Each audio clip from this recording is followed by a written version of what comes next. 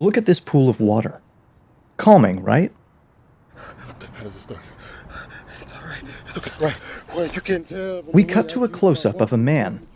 Clearly something is off, and he's constantly pushing and pressing on something off-screen while reciting the lyrics to the Bee Gees' Stayin' Alive.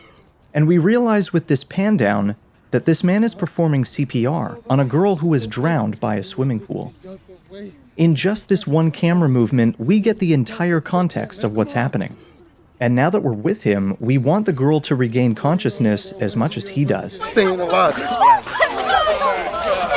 The man is relieved and shocked that he did it. He saved a girl's life.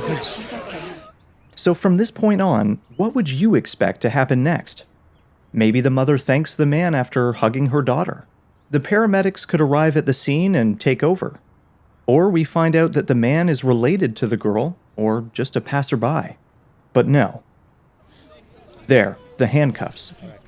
That's the next reveal we get, a big one. And this prompts more questions than answers. Why is he in handcuffs? What did he do? How did he manage to free one hand? And how did he stumble into this situation? There's a man in black standing behind him, asking him to leave. Come on. We see that it's a police officer. The man's defensive, and his interaction gives us a bit more context to what has happened. Where's the lifeguard here? Let's go. Let's go. You're still taking me? The officer takes off his shades and looks the man in the eye for the first time, pleading with him to leave and not make a commotion. The film has shifted from a story about a man saving a girl's life to a conflict between an African-American man and the police, who both happen to be white men in this case.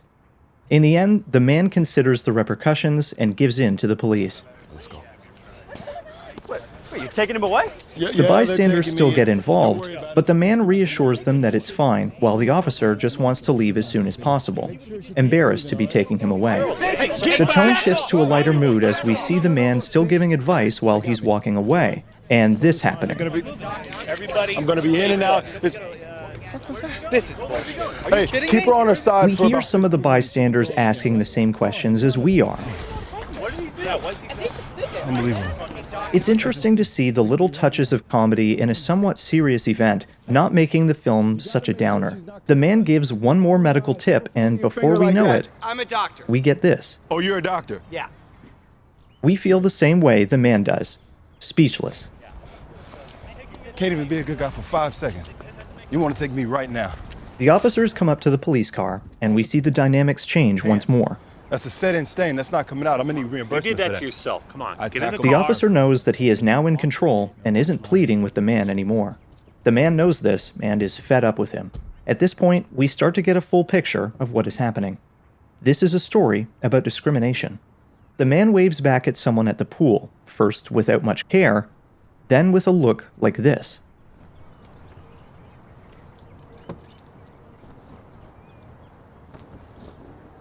We see the look in his eyes, no smile to be seen, and all we're left with is wondering what he's truly feeling inside. So, what can we take away from this film? In a social context, maybe it's about discrimination, but if we dig deeper, what is the root of all of this? Empathy. Why is it so hard for some people to just get along? Sometimes people don't understand each other well enough, or they fail to put themselves in each other's shoes. In this film, we see the man showing the most empathy throughout. How he saves the girl, tries to understand the police officer's point of view, constantly giving tips even as he's being taken away, and even puts the handcuffs on himself. And still, at the very end when he's waving back at the kid, we can feel the injustice of the lack of empathy offered back to him. The events of the film wouldn't have even happened if this was a self-centered character. The officer, on the other hand, is exactly that. He only has one goal: get the man out of the pool as soon as possible, and follow through with the arrest no matter what. His actions all align with this goal, and he even asks the man not to escalate things and leave quietly when he has the upper hand. But once he achieves his goal, the man doesn't mean anything to him, just another guy he needs to send away. We don't need to experience discrimination to understand what the characters are feeling, because at its core, we all know what it feels like to not be understood. It's all right, it's okay, is not only a well-crafted short film that tells a simple story really well, but it also drives home a message on empathy, showing us how empathy plays a huge part in the society that we live in, and how we need to take the time to understand each other. Thanks for watching our analysis of the short film It's Alright, It's Okay. What do you think of the film? Leave your comments below. And if you'd like to see more videos like this on the channel in the future, be sure to like, subscribe, and turn on notifications. I'll see you in the next one.